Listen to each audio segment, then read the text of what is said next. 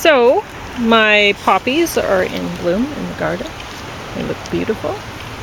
And so are my irises. They're already starting, some of them are starting to go. But they look lovely. And I've had a lot of people walking through my yard.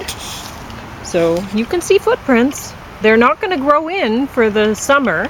So now my garden is ugly. And it will be this way all summer long. So I may as well step here because somebody else did. And it's just going to keep being squished. And there's another footprint there. Another footprint there. One there you can see. And my chives, which are now flattened. For the whole summer, they will be like this. Because some asshole, I should have, see, I get too upset.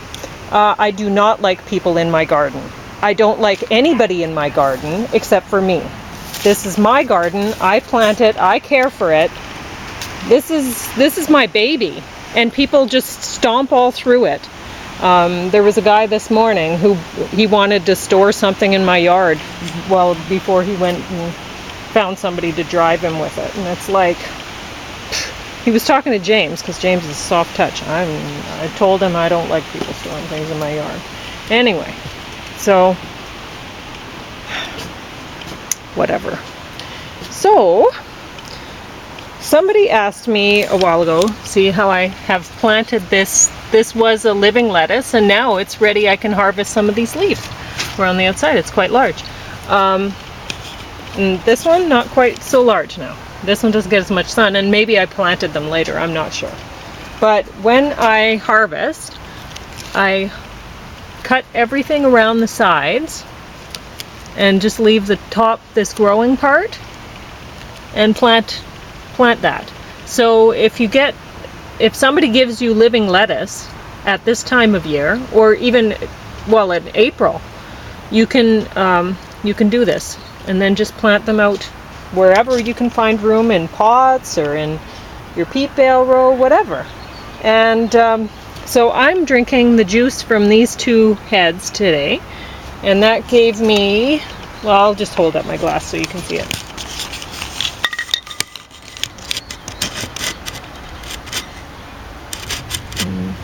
There, that should get James in whenever he comes out here. I'm going to try not to be so upset because I don't like swearing. But when people are, the garden is what gives me joy in the summer. I work hard to maintain it so that it'll keep, I put my work into it, so then it nourishes me through just, it relaxes me seeing my garden.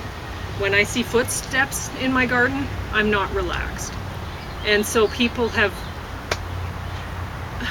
it's like they have stepped through my heart when I see that. It's very upsetting for me. I do not like people in my garden. Anyway, so this is my glass already had juice in it before, from earlier today, but this is my two heads of living lettuce, and they were quite substantial. They were quite large, bigger than the living one in the pot that I showed you, because that one's it's now harvestable. I can harvest some of the leaves if I want to, but anyway. And I put a little bit of ginger in there, and I put a little more ginger than I put in James's. James is having one bunch worth of beet greens and the stems with a little bit of ginger. So I brought out some extra water for him because he does not like the taste of ginger, but now he's drinking it regularly. So yay. And he's having some tomatoes that I took the seeds out of, some red cherries and some garlic toast, and an orange for dessert. There's a little bit of the tomato juice from the tomatoes right in here if he wants it. If he doesn't, I'll drink it, whatever. I don't like lettuce juice, it tastes terrible, but I drink it.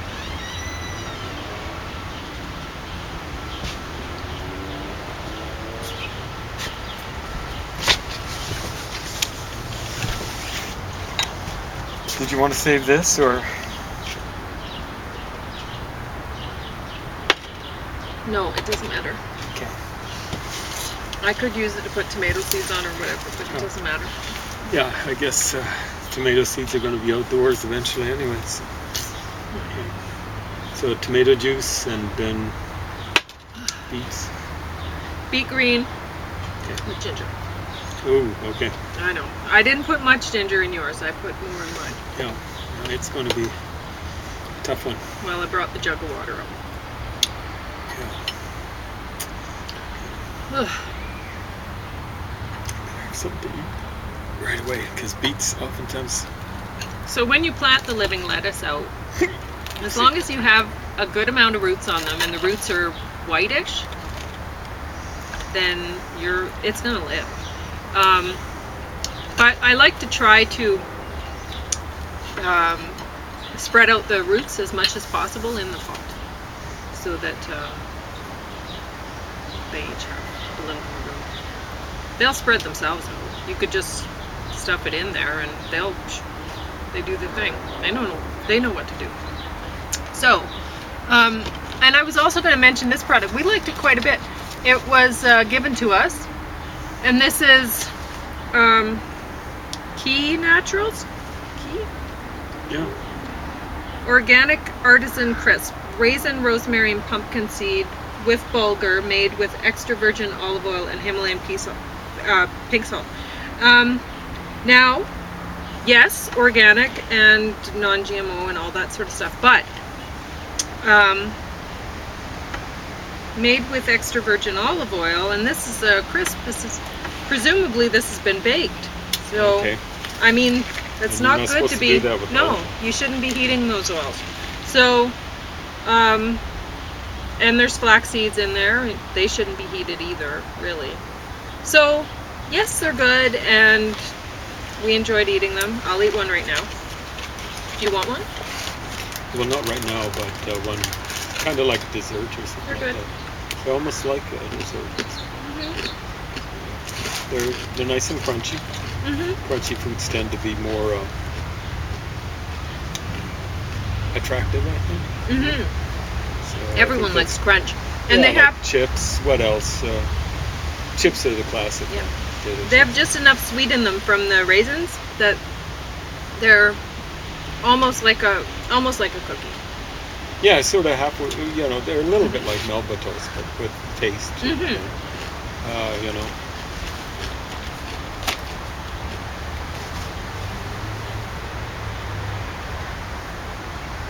So we enjoyed that. I wouldn't buy it necessarily Yeah, because exactly. It's not healthy. don't- It's best not to spend money on. unhealthy It's not stuff. unhealthy. I think. No, it's not particularly unhealthy, but it's not best to spend money on. the greens, Yeah, it's funny because they call Ginger, stuff garlic, empty calories, spices. but they should call some things negative calories, like Yeah. cookies or whatever. But then there's some things that are maybe more Yeah, like empty if you have calories. if So you're it's a in a- fun type of thing, Mhm. and it's not going to kill you. Because I know lately I have been eating a lot of things that have been a lot worse than that. And I mean, I get down sometimes. You've And been then eating some. Let's face it. Not a lot. so many chocolates, James. So many I chocolates. thought you were giving me the same number that you were taking. I was, and Oh. then I got depressed, and I was worried about your health, so I yeah. didn't want to give you as many Yeah, chocolates. So I've saved your share. Oh, you saved can- them. oh, yes, that's- you can see, eat I them know when you're. you want. I know But- you're fair. You Yeah. know what I'm saying? So. But I'm Are you saying I there's will like show a you huge how many- stockpile? yes. Yeah. Okay. I'll show you how many I ate. Yeah. Because I'm saving all of the packets to put tomato seeds in. There and we such go, things. yeah. So I'll show you. Okay. You'll know. Anyway, I got depressed for 2 days, and Anyway, I didn't my eat health chocolate Is, exclusively. yeah, but my health is pretty good, so hopefully. I get worried. I got Well, it worried was, when it you was got interesting. sick for that week or whatever it was. It's a little over. I was very worried. And the chocolate amount was growing and Yep. growing and growing. We'll see. Maybe I won't need chocolate now. I hope. But yeah, it was terrible. I started drinking coffee. I started drinking chocolate. You saw it. So did you have coffee this morning? I had decaf this morning. Okay. But we'll see. See how it goes. But yeah, I had that coffee at the Salvation Army. Remember when they were giving away the donuts and coffee? Yeah. And then I had coffee at AMA. Yeah. So basically every time I was seeing coffee, I was like, yep, okay. Yeah. And then, yeah. So anyway. That's too bad, you know, like the illness just stressed me out while I was at it, you know, and then I'm over it now, and the recovery's feeling so good. Yeah, well, it takes me a while. So when... Like, yeah, you've seen how you know, happy I am and stuff like that. Yeah. And you know what it feels like? It feels like, I was noticing it yesterday, like you won't be able to appreciate it because you don't have the sweet tooth that I've got. But like, they aren't necessarily my favorite cookies, but they're the sweetest cookies. Those Polish ones? No. The Polish people, oh my gosh, they know how to make cookies. They're coconut cream. They were James's favorite.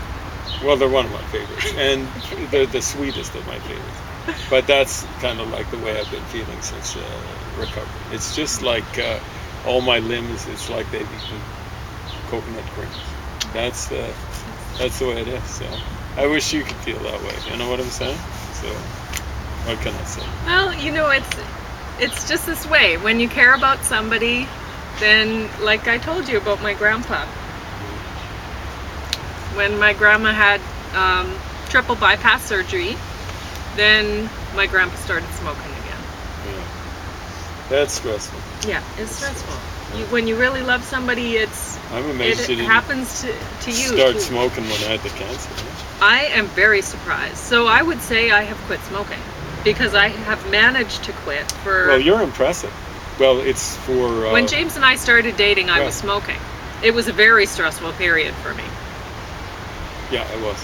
Yeah. Hopefully I didn't have much to do with this stress. No, you helped me.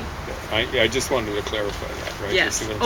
Yeah. Because the way it sounded was... I made that sound bad. Ambiguous. But no. No, it potentially, possibly. But, yeah, you said you quit. Yeah. And you said it was easy. And yeah. I gotta admit. You didn't think I'd be able to do it. You were worried. You were thinking, oh no, I've now fallen in love with a smoker. No, like you weren't a serious smoker. I'd never seen you smoke, and I'd worked with you quite a bit. Well, I didn't so, like... how many cigarettes did you have in a day? 2? Well... On average?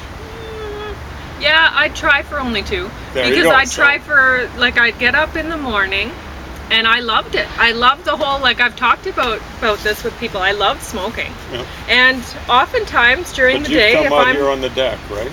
Yeah. In the morning, get you going. And then oftentimes maybe in the evening to wind down. Yes. Yeah. Oftentimes I'll be thinking about smoking if I'm stressed out, or even if I'm just having a day where I need to be relaxing for a minute. In my mind, I'm smoking.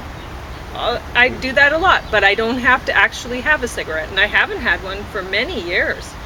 Well, here's the real impressive thing. Like my mom was dying. I went away for a couple of weeks. It was like full-time work for me, although it wasn't work because it was my mom. But the hours I put in, it was like 8 hours a day. I was just in the hospital with her when she was preparing to die. She was kind of like a vegetable, but not quite. And like she could understand what I was saying, but she couldn't articulate, so on and so forth. But when I got back, Pauline was smoking again, and she was stressed out because there were still those stresses left over, and I think you were stressed out about my family too. You know what I'm saying? How it would affect me, and I appreciate that. You know, I wished that you hadn't stressed out, but it was a good sign because we'd only been together about 2 months at that point in time, and you were feeling that bonded, I guess, to me. I don't want to read too much into it, but that's the way I felt about it. I was impressed, but when I did the color test, when you gave me that color test, you know exactly what I was feeling like when we started together.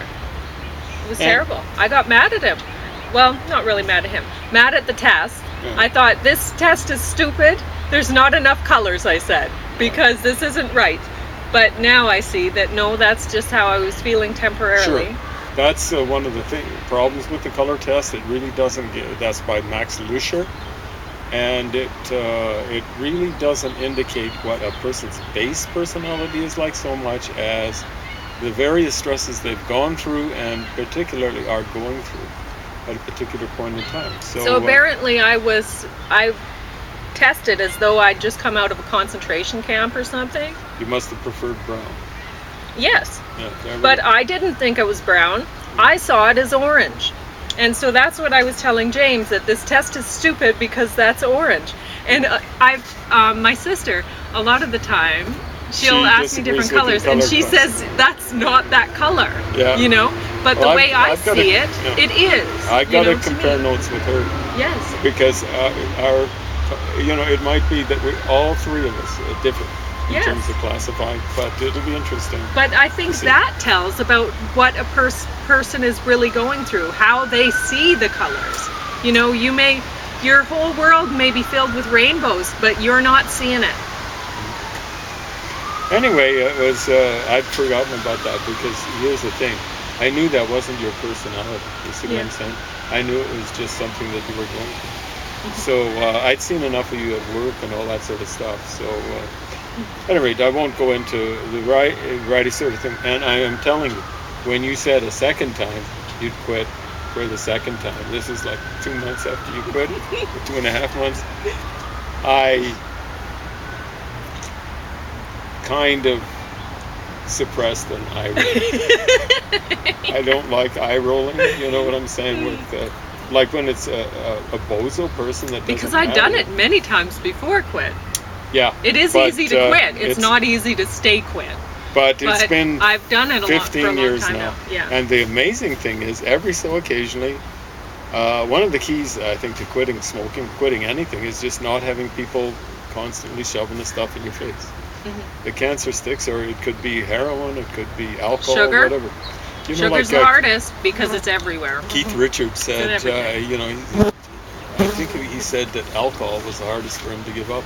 Did he try giving up sugar? Okay. Yeah. I don't know. Try sugar. It's everywhere. Yeah.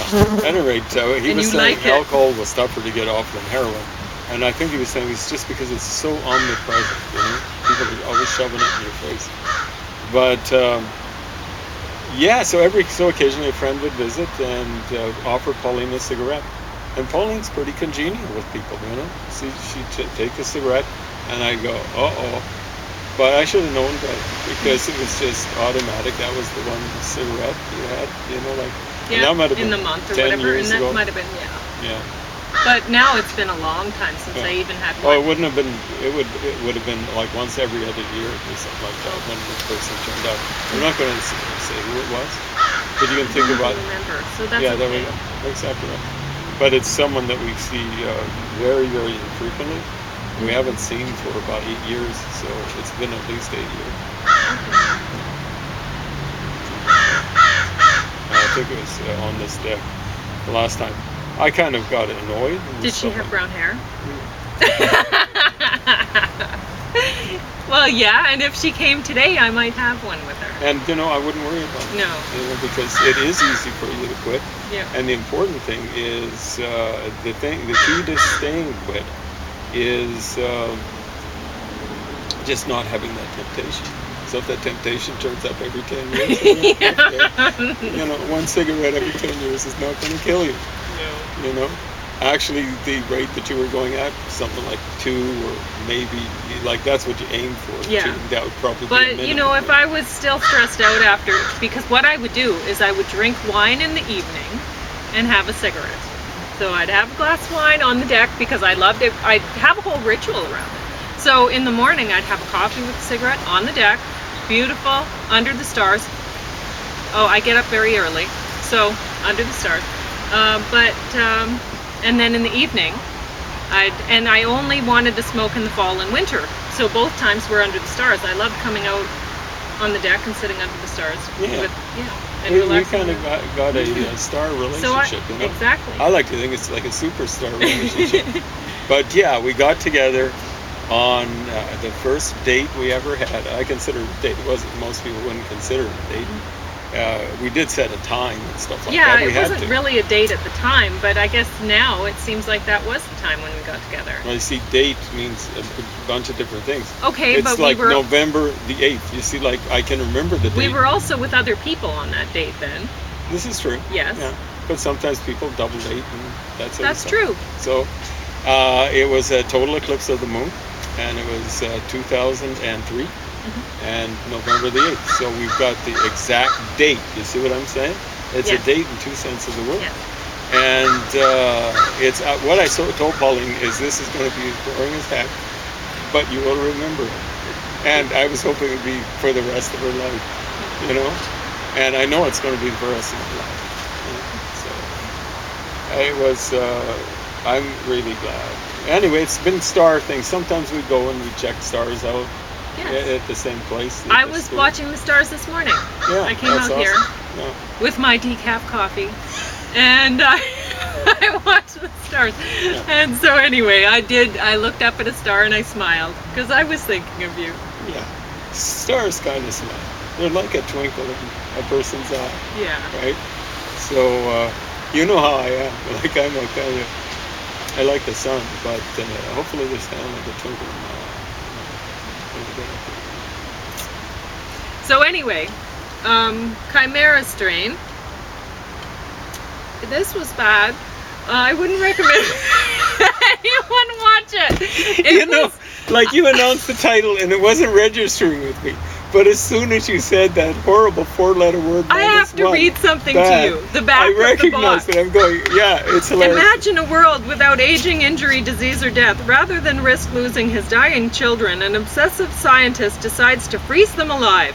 Quint's experiments soon set him on a collision course with a shadowy figure whose bizarre motives trigger a chain of events with far-reaching consequences. You watched this. Did you get that from the movie? No.